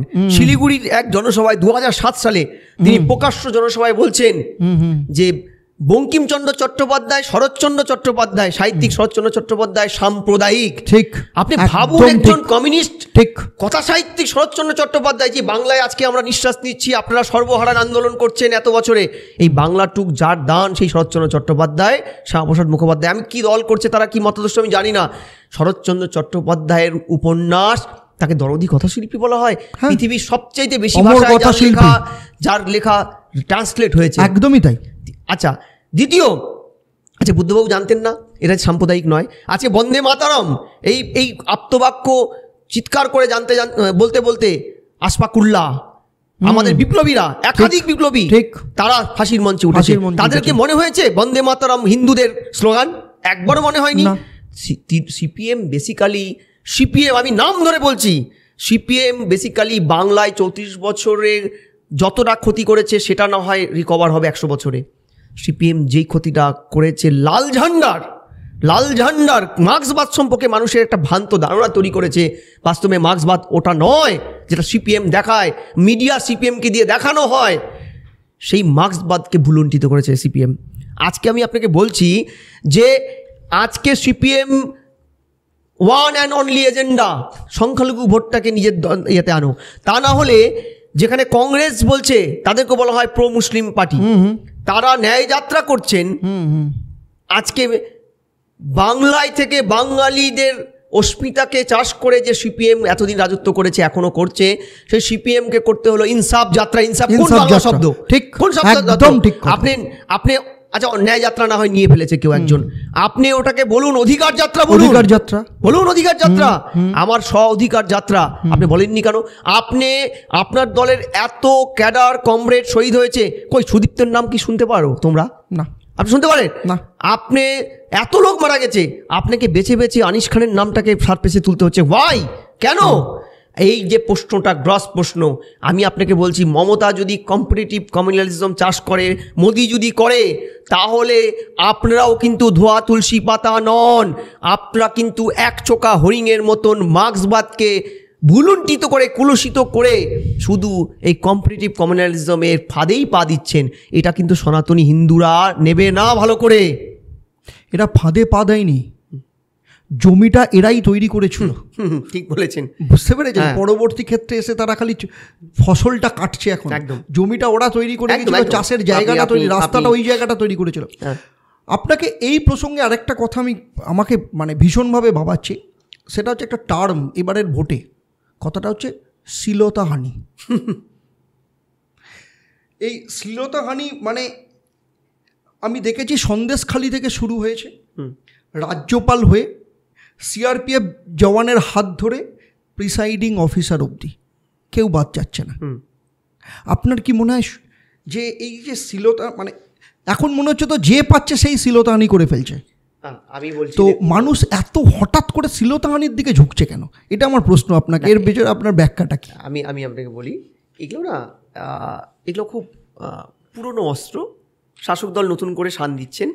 আপনি একটা খেয়াল করে দেখবেন যে মুখ্যমন্ত্রী মমতা ব্যানার্জি রাজভবনে একটি মহিলা অভিযোগ করেছে। আমি মানছি, ভারতের সংবিধান অনুযায়ী কোনো মহিলা যদি তার বিরুদ্ধে কোনো যৌন হেনস্থার অভিযোগ আনে, তাহলে প্রাইমারি ফেসিতে প্রথমে মামলা রেজিস্টার করতে হয়।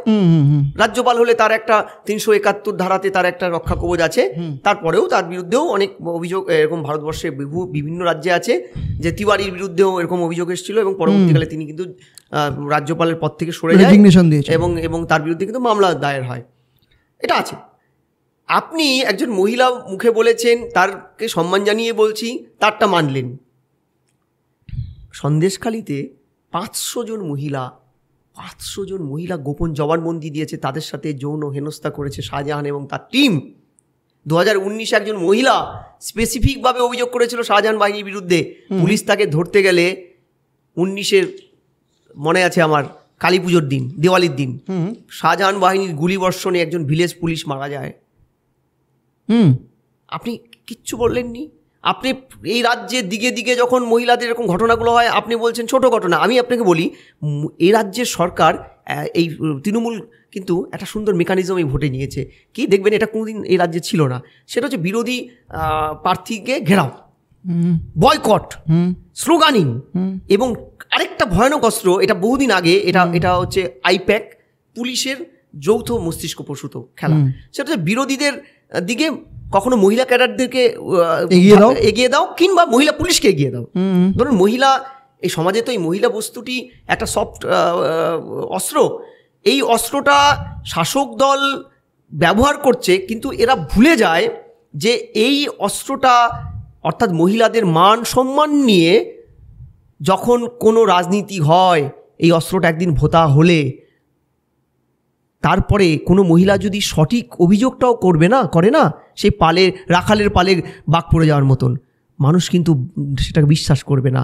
অর্থাৎ এ রাজ্যের সরকার যে অস্ত্রটাকে ব্যবহার করছে, আগামীতে কোনো নতুন কোনো দল ক্ষমতা আসলে তারা হয়তো এই অস্ত্রটাকে আবার পুনরায় করবে, শান দেবে, old wine in new bottle, একদম নতুন করে কিছু সাজাবে। ভয়ঙ্কর, কিন্তু এটা কিন্তু ভয়ানক, এবং আগামীতে এটা নারী নির্যাতনের অন্যতম অস্ত্র হয়ে দাঁড়াবে। এবং হতে পারে যে আজকে ডেফিনেটলি কোথাও না কোথাও কিছু না কিছু সত্যি হচ্ছে।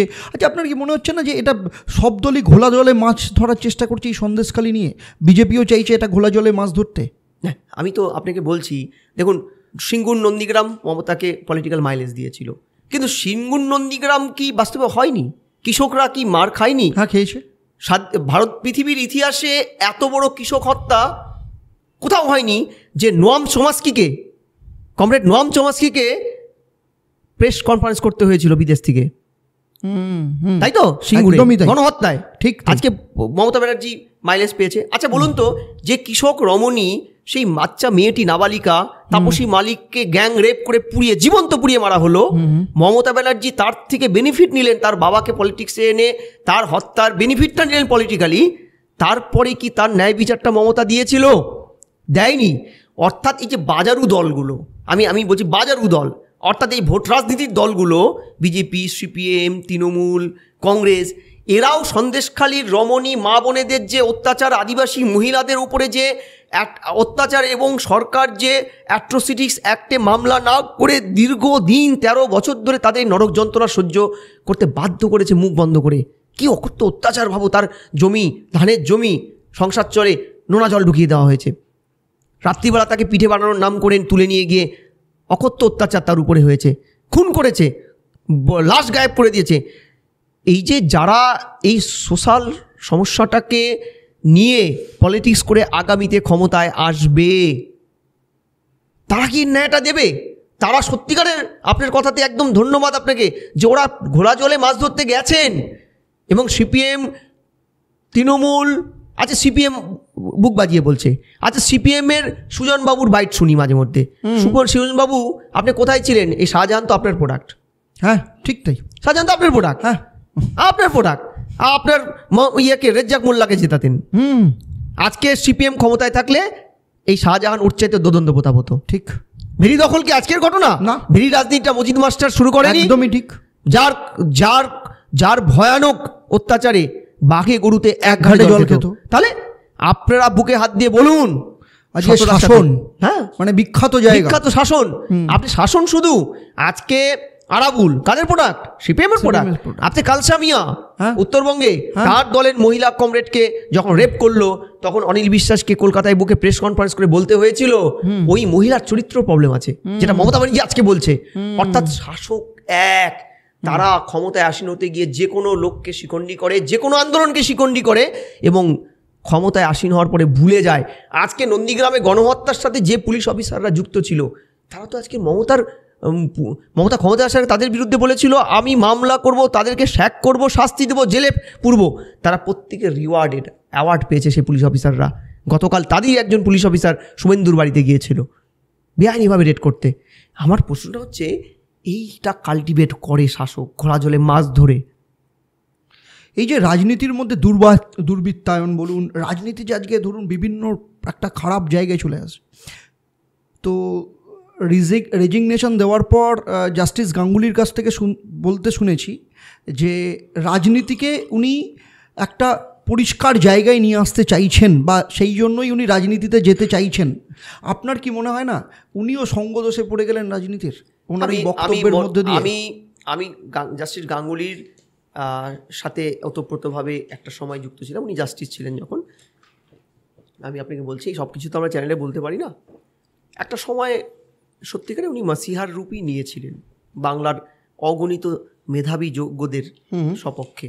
আজকে আমরা এই বিপুল যে দুর্নীতি আমরা জানতেই পারতাম না। কিন্তু প্রশ্নটা হচ্ছে, দেখেন হাই অ্যাম্বিশন, পলিটিক্সে হাই অ্যাম্বিশনটা হচ্ছে বিষম জ্বালা, সেটা অন্ধ করে দেয় মানুষ। ঠিক, ক্ষমতার হাই অ্যাম্বিশন, রাজত্বের হাই অ্যাম্বিশন।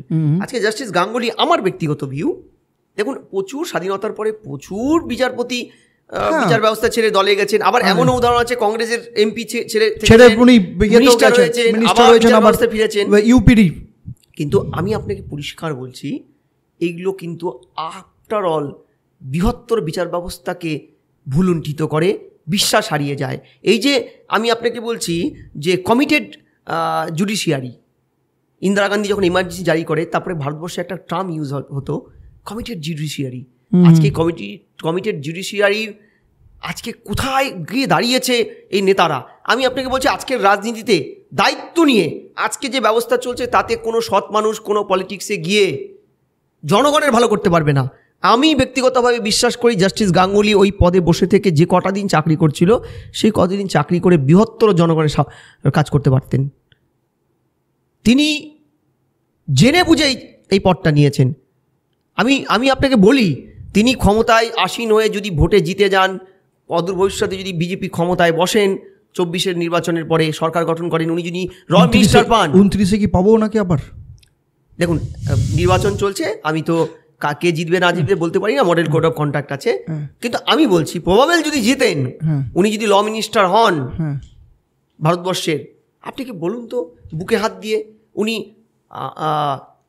উন্নাও, হাথরাস, এই গণধর্ষণের ঘটনাগুলো উন্মোচিত করতে পারবেন? মণিপুর পারবেন না, কারণ পলিটিক্যাল ব্যবস্থায় ইন্টারেস্ট গ্রুপ তার পাটা বেঁধে দেবে, তিনি পারবেন না। ফলত এই কথাগুলো ইম্যাটেরিয়াল। রাজনীতিতে ঢুকে আজকের ব্যবস্থা আমি বলছি, এটা হতাশার কিছু নেই। আমি আবারও ওয়েলকাম করছি আমার অগণিত মেধাবী ছাত্রদের, যে এটা আমি কিন্তু হতাশার প্রশ্ন করছি না। তোরা রাজনীতিতে আসো, তোমরা না আসলে লালু চালু মদনরা রাজনীতিটা এনজয় করবে, শাহজাহানরা এনজয় করবে ক্ষমতা। এটা ভারতবর্ষের সত্যি ভালো খবর হবে না। আপনি বলছিলেন একটু আগে যে রাজনীতিতে দুর্বৃত্তায়ন ঢুকেছে। আমি বলছি দুর্বৃত্তায়ন সব রাজনীতিটাকে কন্ট্রোল করে নিয়েছে, কেউ আর ভালো নেই। আর যারা ভালো যাচ্ছে তাদেরকে ব্যাকডোরে ফেলে দেওয়া হচ্ছে, দুদিন পরে আউট, সিনারিওর থেকে আউট তিনি। আমি বলছি এই অকাল এই যে মাৎস্যনায়ের যুগটা চলতে পারে না, শিক্ষিত ছেলেদের আসতে হবে। কিন্তু আবারও বলছি, এই জাস্টিস গাঙ্গুলিরা, মাসিহারা, মানুষের চোখে যারা এখনও মাসিহা, তারা এই নির্বাচনী ব্যবস্থায়, এই পলিটিক্যাল ব্যবস্থায় এসে জনগণের কিচ্ছুটি করতে পারবে না। সারেন্ডার করতে হবে, তাকে মূল স্রোতে আসতে হবে। পারবেন না আপনারা করতে। তাহলে দুটো রাস্তা, হয় আমি ওইটাতে আমি গড্ডালিকার প্রবাহে আমি নিজেকে ভাসিয়ে দেবো, আর না হলে আমি ওখান থেকে আবার ছেড়ে দিয়ে বেরিয়ে চলে আসবো। এর মাঝখানে তো ওনার কিছু হবে না। আমি আপনাকে বলছি, জাস্টিস গাঙ্গুলির কিন্তু একটা ইতিহাসই আছে। তিনি ডাব্লিউবিসিএস চাকরি, ওনার ইন্টারভিউতে উনি বলেছিলেন, আমি ডাব্লিউবিসিএস চাকরি ছেড়েছি কেন? আমি ঘুষ নিতে পারছিলাম না, আমি সিস্টেমের করাপশনের সাথে তাল মিলাতে পারছিলাম না, আমি ছেড়ে দিয়েছি। তারপরে উনি বিচারপতি কিছুদিন বোধহয় আইন প্র্যাকটিস করেছেন, সেখানেও তিনি পারছিলেন না, তিনি পরে বিচারপতি হলেন। আমি বলছি ওনার কিন্তু একটা পাস হিস্ট্রি আছে পালিয়ে যাওয়ার, ময়দান ছেড়ে। ফলে এবার এমন হবে না তো যে উনি, আমি সেটাই জিজ্ঞেস করলাম আপনাকে যে 2000 এবারে ধরুন কোনো কারণে জিতে গেল, আবার 2029-এ ওনাকে পাবো তো, নাকি উনি সেইখান থেকে উনি আবার ছেড়ে না পালিয়ে যায়, সেটাই যে আমি আর পারছি না, নাকি উল্টোটাও হতে পারে যে নিজেকে খুব তাড়াতাড়ি চেঞ্জ করে ফেললেন বলে এই বক্তব্যটা উনি দিতে পারলেন। টাইমসে কি হবে জানি না, তবে আমি আপনাকে আবারও বলছি, উনি যে বক্তব্যটা দিয়েছেন আমার তো মনে হচ্ছে যে উনি পাটা দিয়ে ফেলেছেন, মানে জুতোতে পাটা গলিয়ে ফেলেছেন। আপনার কি মনে হয়?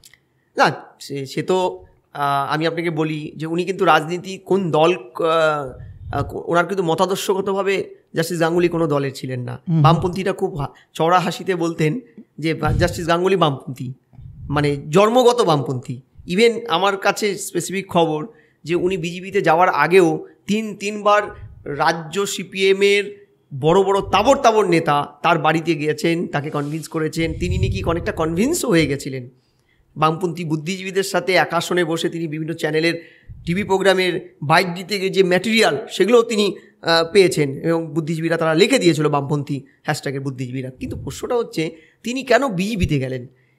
এখানে মতাদর্শের কোনো প্রশ্ন না, প্রশ্নটা হচ্ছে তিনি বুঝেছেন বিজেপি পাওয়ারে আসবে, অর্থাৎ পাওয়ার পলিটিক্সটা তিনি এনজয় করতে চাইছেন, অর্থাৎ তিনি ক্ষমতা লোভী। বা খুব ভালোভাবে বললে এই বুড়ো বয়সে রিটায়ারমেন্ট খুব কাছে ছিলেন তার, তিনি ক্ষমতায় আসীন হয়ে একটু যেটা হয় যে সারফেসে থাকা, ওই যে ডিসপ্লে পলিটিক্স যেটা আমি একটু আগে বলছিলাম, সেটাকে এনজয় করা। আমি আপনাকে বলছি যদি এটা হয়ে থাকে তাহলে তিনি খুব সুন্দর গড্ডালিকা প্রবাহে বিজেপির যদি ক্ষমতায় আসে, উনি মিনিস্টার হন, চলে আসবেন। আজ যদি ওনার সেই স্বভাব সিদ্ধ ভাগুড়ে ভেঙে যাওয়া ইয়েটা থাকে, তাহলে উনি খুব শীঘ্রই বিতাড়িত হবেন, এবং সেটা হয়তো দেখা যাবে কয়েক মাসের মধ্যে উনি বিতাড়িত হলেন, ছেড়ে দে মাকে দেবাচি বলে। যাই হোক না কেন, আখিরে বিচার ব্যবস্থার কিন্তু ক্ষতি হলো। উনি যে কায়দায় বিচারপতির পদ থেকে সরে গিয়ে জুডিশিয়ারি থেকে ডিরেক্ট পলিটিক্সে ঢুকলেন। উনি রিটায়ার হতেন, উনি রিটায়ার হওয়ার পরে তার একটা টেনিওর থাকে 10 মাস, 11 মাস, 1 বছরের, সেই প্রভিশন পার করে রাজনীতিতে আসতেন, কিছু বলার ছিল না।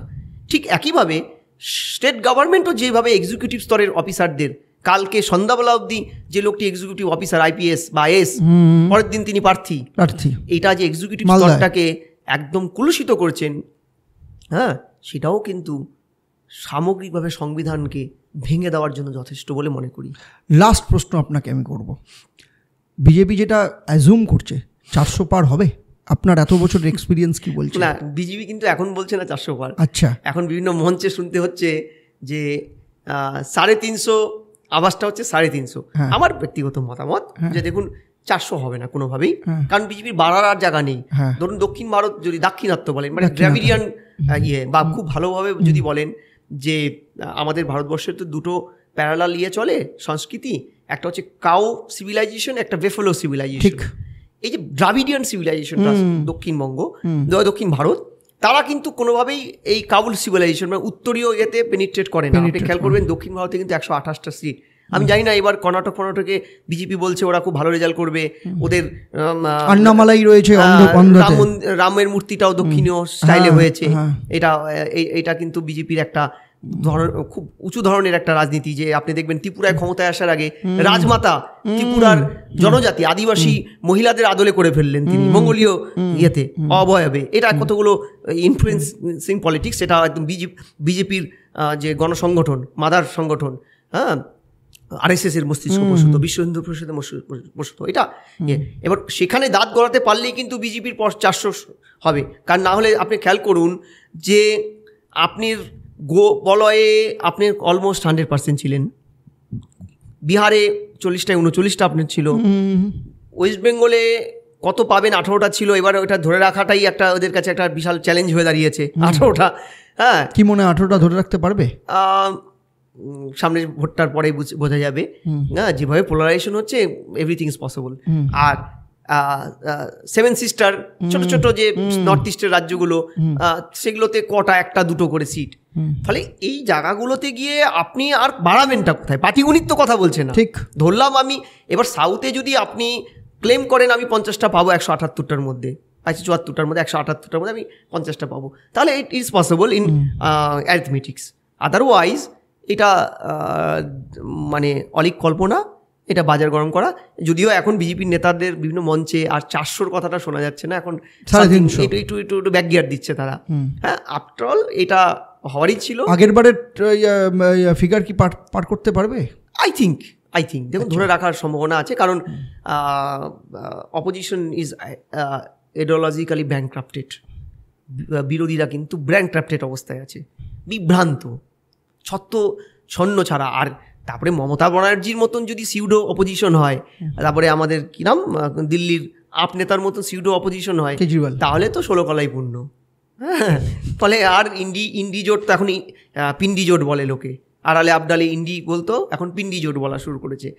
ইট ইজ ট্রু যে আপনি মমতাকে বেলে রাখছেন, ভাইপোকে বেলে রাখছেন, তাহলে তিনি তো তার পলিটিক্যাল ইয়েটা আপনাকে দেবেই, বেনিফিটটা দেবেই। তাই হচ্ছে। হ্যাঁ, অনেক অনেক ধন্যবাদ আপনাকে। নমস্কার। আমরা খুব আপ্লুত আপনাকে পেয়ে, এবং যারা আমাদের যারা দর্শক আছে তারাও আপনার কাছ থেকে অনেক মূল্যবান বক্তব্য শুনলেন। এবং শুধু তাই নয়, আশা করছি আগামী দিনেও আপনাকে পাবো আমরা। Thank you. নমস্কার। নমস্কার।